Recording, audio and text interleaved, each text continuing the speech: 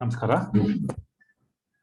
ನಾವು ಹಿಂದಿನ ತರಗತಿಯಲ್ಲಿ ಫೈಲ್ಸ್ ಮತ್ತೆ ಡೈರೆಕ್ಟರಿ ಕ್ರಿಯೇಟ್ ಮಾಡಿ ಹೆಂಗೆ ಅಂತ ತಿಳ್ಕೊಂಡು, ಈ ತರಗತಿಯಲ್ಲಿ ನಾವು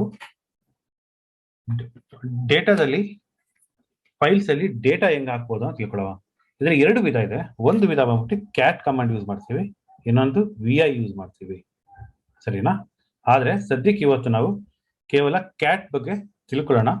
ಮುಂದಿನ ತರಗತಿಯಲ್ಲಿ VI ಬಗ್ಗೆ ತಿಳ್ಕೊಳ್ಳೋಣ. ದಯವಿಟ್ಟು ನಾನು ಇದು ಹೇಳೋಕೆ ಗಮನ ಇಟ್ಕೊಳ್ಳಿ, ಯಾಕಂದ್ರೆ ಕೆಲವು ಕಮಾಂಡ್ ನಾನು ಎಕ್ಸಿಕ್ಯೂಟ್ ಮಾಡೋದಾದ್ರೆ ನಾನು ಬಾಯಲ್ಲಿ ಹೇಳ್ತೀನಿ, ಅದು ಇಲ್ಲಿ ನಿಮ್ಗೆ ಕಾಣಿಸಲ್ಲ, ಕೀಬೋರ್ಡ್ ಉಪಯೋಗಿಸೋ ಕಾರಣ ಕಾಣಿಸಲ್ಲ. ದಯವಿಟ್ಟು ನೀವು ಗಮನ ಇಟ್ಟು ಕೇಳಿ, ಓಕೆನಾ? ಸರಿ, ಓಕೆ. ಇಲ್ಲಿ ನೋಡಿ,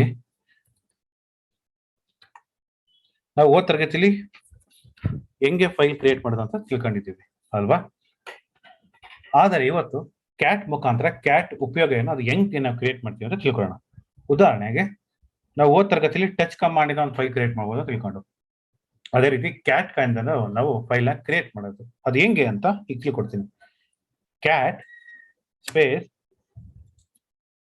ಇದು ಒಂದು ಗ್ರೇಟರ್ ಸಿಂಬಲ್ ಅಥವಾ ಫಾರ್ವರ್ಡ್ ಅಂತ ಏನ ಕರಿತಾರೆ ಅದು ಗ್ರೇಟರ್ ಅಂತ ಹಾಕಿ ಫೈಲ್ 1 ಅಂತ ಕೊಡ್ತಾ ಇದೀನಿ. ಇಲ್ಲಿ ನೋಡಿ, ಕ್ಯಾಟ್ ಅಂತ ಕೊಟ್ಟು ಫಾರ್ವರ್ಡ್ ಇದು ಗ್ರೇಟರ್ ಸಿಂಬಲ್ ಕೊಟ್ಟು ಸ್ಪೇಸ್ ಕೊಟ್ಟು ಫೈಲ್ 1 ಅಂತ ಕೊಡ್ತಾ ಇದೀನಿ, ಎಂಟರ್ ಕೊಡ್ತಾ ಇದೀನಿ. ಈಗ ನಾನು adding data in file 1 first line ಅಂತ ಬರೆದಿದ್ದೀನಿ, ಸರಿನಾ? ಈಗ ನಾನು ಸೇವ್ ಹೆಂಗ್ ಮಾಡ್ತೀನಿ ಅಂದ್ರೆ ಕಂಟ್ರೋಲ್ ಡಿ ಉಪಯೋಗಿಸ್ತೀನಿ. ಏನಂತ?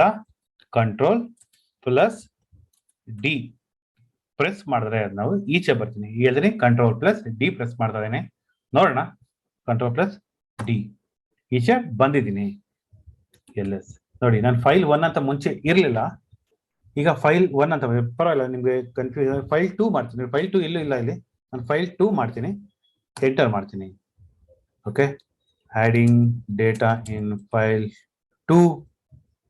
Okay, adding data in file 2. Okay, so ನಾನು ಕಂಟ್ರೋಲ್ ಡಿ ಪ್ರೆಸ್ ಮಾಡಿ ಈಚೆ ಬರ್ತಾ ಇದ್ದೀನಿ. ಓಕೆ, ಆಯ್ತಾ? First line. Okay, control D ಹೊಡೆದ್ರೆ ಈಚೆ ಬರ್ತೀನಿ. ಸೊ ಅದು ಹೆಂಗ್ ನೋಡೋದಪ್ಪ ಅಂತಂದ್ರೆ LS ಅಂತ ಹೊಡೆದ್ರೆ ನೋಡಿ ಫೈಲ್ 2 ಬಂದಿದೆ ಇಲ್ಲಿ. ಅದು ಹೆಂಗಪ್ಪ ನೋಡಿದ್ರೆ ಕ್ಯಾಟ್ ಅಂತ ಕಮಾಂಡ್ ಕೊಟ್ಟು, ಕ್ಯಾಟ್ ಕಮಾಂಡ್ ನಾವು ಓನ್ಲಿ ನೋಡಕ್ಕೆ ಉಪಯೋಗಿಸುವಂತ ಕಮಾಂಡ್. ಈಗ ಹೇಳ್ತೀನಿ, ಕ್ಯಾಟ್ ಕಮಾಂಡ್ ಬರೀ ಕೇವಲ ಫೈಲ್ ನ ನೋಡಕ್ಕೆ. ನೋಡಿ, ಫೈಲ್ 2 ಅಲ್ಲಿ ನಾವು ಈ ಕಮಾಂಡ್ ಎಕ್ಸಿಕ್ಯೂಟ್ ಮಾಡಿದ್ರೆ ಬರೀ ನೋಡಕ್ಕೆ ಅದು ಬಂದಿರೋದಂತ ಕಮಾಂಡ್.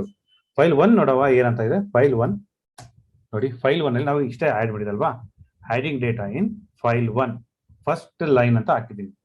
ನೀವು ಯಾಕಪ್ಪ ಫಸ್ಟ್ ಲೈನ್ ಹಾಕ್ತಾ ಅಂತ ಅದು ತೋರಿಸ್ತೀನಿ. ಈಗ ನೀವು ಒಂದು ತಪ್ಪು ಮಾಡಿದ್ರಿ ಅಂತ ಅನ್ಕೊಳ್ಳಿ. ಏನಂತ?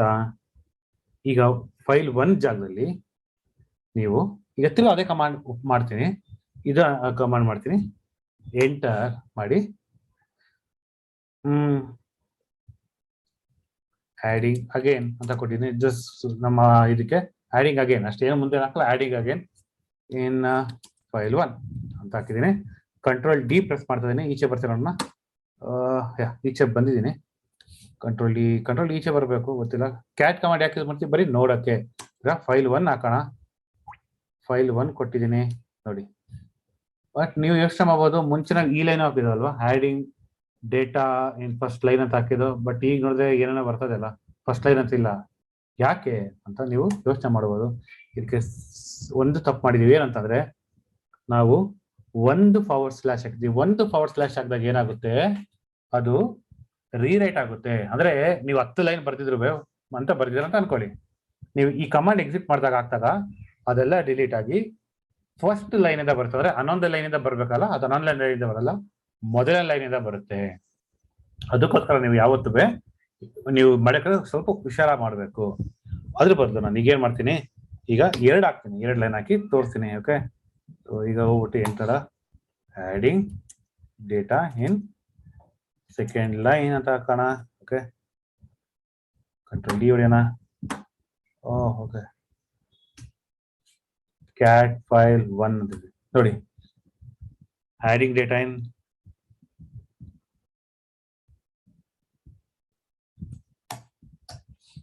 cat file 1.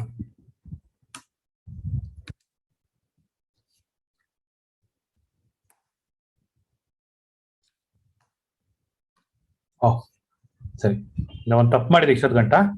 ಏನಂತ ಅಂದ್ರೆ, ಓಕೆ ನೋಡೋಣ, ಇದೆ ಕ್ಯಾಟ್ ಫೈಲ್ 1 ನೋಡೋಣ. ಉದಾಹರಣೆಗೆ ಕ್ಯಾಟ್ ಫೈಲ್ 1 ಅಲ್ಲಿ ನಮ್ಗೆ ಈಗ ಹ್ಯಾಡಿಂಗ್ ಡೇಟಾ ಇನ್ ಫೈಲ್ 1 ಅಂತ ಹಾಕಿದ್ದೀನಿ. ಓಕೆನಾ? ಈಗ ನಾನು ಏನು ಮಾಡ್ತೀನಿ, 2// ಹಾಕಿ ಎಂಟರ್ ಮಾಡ್ತೀನಿ. ಹ್ಯಾಡಿಂಗ್ ನ್ಯೂ ಲೈನ್ ಅಂತ ಹಾಕಿ ಎಂಟರ್ ಕೊಡ್ಬೇಕು. ನೀವು ಎಂಟರ್ ಕೊಟ್ಟಾದ್ಮೇಲೆ ಕಂಟ್ರೋಲ್ ಡಿ ಪ್ರೆಸ್ ಮಾಡಬೇಕು. ಓಕೆನಾ? ಕ್ಯಾಟ್ ಫೈಲ್ 1 ಕೊಟ್ಟು ನೋಡವ, ನೋಡಿ ಎರಡನೇ ಲೈನ್ ಆಡ್ ಆಗಿದೆ. ಫಸ್ಟ್ ಲೈನ್ ಹಂಗೆ ನಾವು ಏನು ಡಿಲೀಟ್ ಆಗಿಲ್ಲ, ಎರಡನೇ ಲೈನ್ ಕೂಡ ಆಡ್ ಆಗಿದೆ. ನಾವು ಯಾವಾಗ ಸಿಂಗಲ್ ಯೂಸ್ ಮಾಡ್ತೀವಿ, ನೀವು ಅದು ತೋರಿಸ್ತೀನಿ, ತಿರ್ಗಾ ತೋರಿಸ್ತೀನಿ. ಇಲ್ಲೇ ನೋಡಿ 2 ಲೈನ್ ಇದೆ ಅಲ್ವಾ, ಈಗ ಬರೀ 1 ಲೈನ್ ಹಾಕಿ ನೋಡ್ತೀನಿ ಏನಾಗುತ್ತೆ ನೋಡೋಣ. ಟೆಸ್ಟಿಂಗ್ ಅಂತ ಬರೀತೀನಿ, ಎಂಟರ್ ಕೊಟ್ಟು ಕಂಟ್ರೋಲ್ ಡಿ ಮಾಡ್ತೀನಿ. Okay, cat file 1, cat command ನಾವು ವ್ಯೂ ಮಾಡಕ್ ಮಾತ್ರ ಉಪಯೋಗಿಸ್ತೀವಿ. ನೋಡಿ ಹೇಳ್ದಲ್ವಾ, ಅದು ಲೈನ್ ಅಲ್ಲೇ ಡಿಲೀಟ್ ಮಾಡಿ ಮೊದಲ ಲೈನ್ ತಗೋತದೆ. ನಮ್ಗೆ ಅಡಿಷನಲ್ ಲೈನ್ ಯೂಸ್ ಮಾಡಕ್ಕೆ ನಾವು ಯಾವತ್ತೂ ಈ ತರ ಡಬಲ್ ಫಾರ್ವರ್ಡ್ ಯೂಸ್ ಮಾಡಬೇಕು. ನಾವು ಒಂದು ಸಿಂಗಲ್ ಯೂಸ್ ಮಾಡಿದ್ರೆ ಅದೆಲ್ಲ ಡಿಲೀಟ್ ಆಗ್ಬಿಟ್ಟು ಪ್ರತಿ ಅದೊಂದು ಬರುತ್ತೆ. ಸರಿನಾ? ಇವತ್ತು ಏನ ತಿಳ್ಕೊಂಡು ಅಂತ ಅದ್ರ ಬಗ್ಗೆ ಒಂದು ಸಿಂಪಲ್ ಆಗಿ ಹೇಳ್ಕೊಡ್ತೀನಿ. ಇವತ್ತು ಕ್ಯಾಟ್ ಕಮಾಂಡ್ ಯೂಸ್ ಮಾಡೋದು ನಾವು ಯಾಕೆ ಅಂದ್ರೆ, ಫೈಲ್ ನ ವ್ಯೂ ಮಾಡಕ್ಕೆ ಕ್ಯಾಟ್ ಈ ಕಮಾಂಡ್ ಯೂಸ್ ಮಾಡಿ ಫೈಲ್ ನೇಮ್ ಕೊಟ್ರೆ ಏನಾಗುತ್ತೆ, ಒಂದು ಫೈಲ್ ಕ್ರಿಯೇಟ್ ಆಗಿ ನಾವು ಅದ್ರೊಳಗೆ ಡೇಟಾ ಹಾಕ್ಬೋದು. ಹಾಗೇನಾಗುತ್ತೆ, ಮೊದಲನೇ ಲೈನ್ ಆಗುತ್ತೆ. ಅಕಸ್ಮಾತ್ ನೀವು 10 ಲೈನ್ ಇದ್ದು ಈ ಕಮಾಂಡ್ ಎಕ್ಸಿಕ್ಯೂಟ್ ಮಾಡಿದ್ರೆ ಏನಾಗುತ್ತೆ, 10 ಲೈನ್ ಡಿಲೀಟ್ ಆಗಿ ಮೊದಲನೇ ಶುರು ಆಗುತ್ತೆ. ನೀವು 10ನೇ ಲೈನ್ ಆದ್ಮೇಲೆ 11ನೇ ಲೈನ್ ಆಡ್ ಮಾಡಿದ್ರೆ ಏನ್ ಮಾಡಬೇಕು, ನೀವು ಇದು ಕಮಾಂಡ್ ಹೊಡೆದ್ರೆ 10 11 12 13 ಹಂಗಾಗುತ್ತೆ. ಅಕಸ್ಮಾತ್ 1 ಹಾಕಿದ್ರೆ ನೀವು ಕೇವಲ ಅದೆಲ್ಲ ಡಿಲೀಟ್ ಆಗಿ ಹೊಸ ಫೈಲ್ ಮೊದಲನೇ ಲೈನ್ ಸಾಲಲ್ಲಿ ಬರುತ್ತೆ, ಮುಂಚೆ ಇದ್ದ ಎಲ್ಲಾ ಸಾಲುಗಳು ಡಿಲೀಟ್ ಆಗುತ್ತೆ. ನೀವು ಇದ್ರ ಬಗ್ಗೆ ಗಮನ ಹರಿಸ್ಬೇಕು. ಇನ್ನೂ ಒಂದು ಕಮಾಂಡ್ ಇದೆ, ಅದು ನಿಮ್ಗೆ ಗೊತ್ತಿರ್ಲಿ ಅಂತ ಹೇಳ್ಕೊಡ್ತೀನಿ. ಎಕೋ ಸ್ಪೇಸ್ ಇದು ಹಾಕಿ just adding data in echo ಕೊಟ್ಟಿದ್ದೀನಿ ಅಷ್ಟೇ.